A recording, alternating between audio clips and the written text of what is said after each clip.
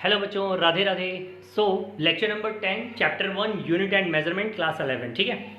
अब अभी तक हमने लास्ट लेक्चर में जो है ना एरर्स के बारे में बात करी, 6 क्लासिफिकेशन ऑफ एरर्स के बारे में बात करी। ठीक है।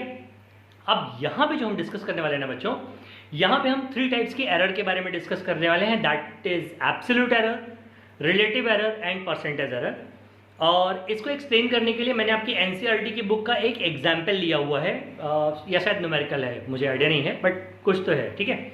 सो मैंने ये लेके रखा हुआ है ताकि आपको समझ में आए और साथ ही साथ हम सॉल्वेशन करते चलेंगे। तो आप कॉपी पेन लेकर के बैठो ताकि आप मेरे साथ सॉल्व करते रहो। ठीक है।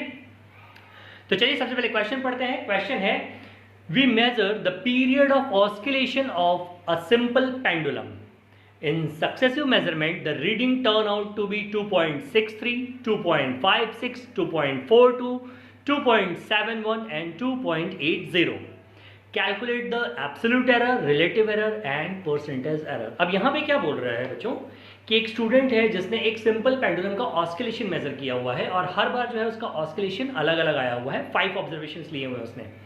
तो पहले ऑब्जर्वेशन में उसका 2.63 सेकेंड आया है, सेकेंड ऑब्जर्वेशन में 2.56% आया है, थर्ड ऑब्जर्वेशन में 2.42% आया है, फोर्थ ऑब्जर्वेशन में 2.71% आया है एंड द फिफ्थ ऑब्जर्वेशन में 2.80% आया है। ठीक है।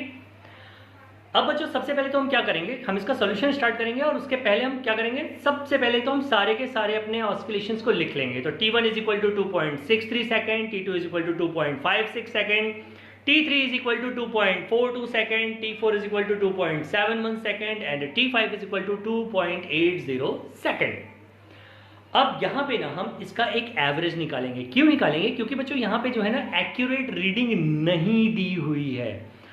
अच्छा, अगर क्वेश्चन में आपको एक्यूरेट रीडिंग दी हुई है तो आप उसको डायरेक्टली T मान लोगे, आपको उसको कुछ और करने की जरूरत नहीं है, फिर आपको एवरेज निकालने की जरूरत नहीं है, आप सीधा डिविएशन से स्टार्ट करोगे सॉल्व करना। ठीक है। बट चूंकि यहाँ पे हमें एक्यूरेट रीडिंग नहीं दी हुई है तो हम इसको सबको सम करेंगे, एवरेज निकालेंगे। अब अपने को पता है कि 5 अगर अलग अलग नंबर्स है, 5 टाइम्स हमने किया है, तो हम क्या करेंगे, उन पांचों को सम करके 5 से डिवाइड कर देंगे सिंपली। ओके। तो हमने वही किया। अब हम क्या कर रहे हैं कि T is equal to T1 plus T2 plus T3 plus T4 plus T5 upon 5 कर लिया। इन पांचों को ऐड किया और 5 से डिवाइड कर दिया। ये मेरी एवरेज रीडिंग है और इसी को मैं एक्यूरेट रीडिंग मान लूंगा, दैट इज 2.62 सेकेंड। अब अगला स्टेप क्या है ना कि हम सबसे पहले इसका डिविएशन निकालेंगे। तो डिविएशन क्या होता है, तो that is delta T. Correct है। अब T1 के केस में डिविएशन क्या होगा, तो that is delta T1, T2 के केस में डेल्टा T2, T3 के केस में डेल्टा T3, T4 के केस में डेल्टा T4 एंड T5 के केस में डेल्टा T5। अब हम क्या करेंगे, अगर हमें डेल्टा T1 निकालना है तो T1 minus T, okay, delta T2 निकालना है तो T2 minus T, delta T3 निकालना है तो T3 minus T, delta T4 निकालना है तो T4 minus 3 and delta T5 निकालना है तो T5 माइनस 3।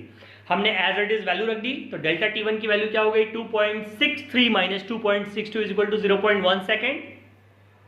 डेल्टा T2 की वैल्यू हो गई 2.56 माइनस 2.62। अच्छा देखो बच्चों, यहाँ पे आप देखो मैंने सबको T से माइनस किया हुआ है। ठीक है, T माइनस किया हुआ है सब में से, T1, T2, T3, T4, T5 में से T माइनस किया हुआ है और ये सारी वैल्यूज आपके स्क्रीन पे दिख रही हैं। That is 0.1 second, minus 0.06 second, minus 0.2 second, 0.09 second and 0.18 second. अब बारी आती है बच्चों एब्सोल्यूट एरर निकालने की। अब एब्सोल्यूट एरर का जो फॉर्मूला होता है वो क्या होता है, आपकी जितनी भी डेविएशन आई है, जितनी भी रीडिंग आई है, उन सबका मॉड लेकर के उनका एवरेज कर देंगे। मॉड क्यों लेंगे, क्योंकि हमें पता है कि एरर्स हमेशा क्या होती हैं, ऐड होती हैं। Got it. तो मॉड लेने पे हमें पता है कि माइनस का साइन हट जाता है, तो हम सबका मॉड लेकर के इनको ऐड कर देंगे। तो कैसे हो जाएगा, that is plus minus big brash के अंदर mod of delta T1 plus mod of delta T2 plus mod of delta T3 plus mod of delta T4 plus mod of delta T5 upon 5। Formula लिखा हुआ है इसलिए मैंने उसको bracket में किया हुआ है। ठीक है, स्क्वायर रेक्टेंगल के अंदर रखा हुआ है।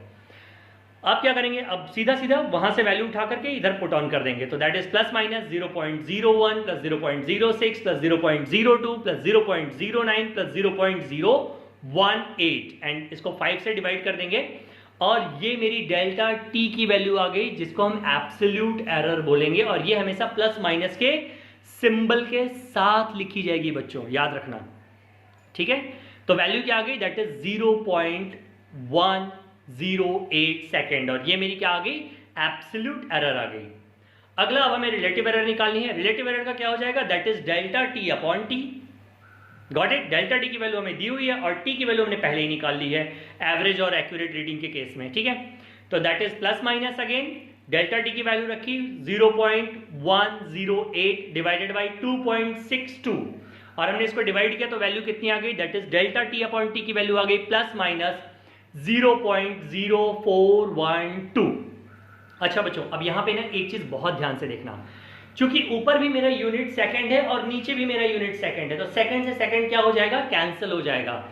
सो रिलेटिव एरर की कोई भी यूनिट नहीं होती है, गलती से यहां पे सेकंड मत लिख देना, ठीक है।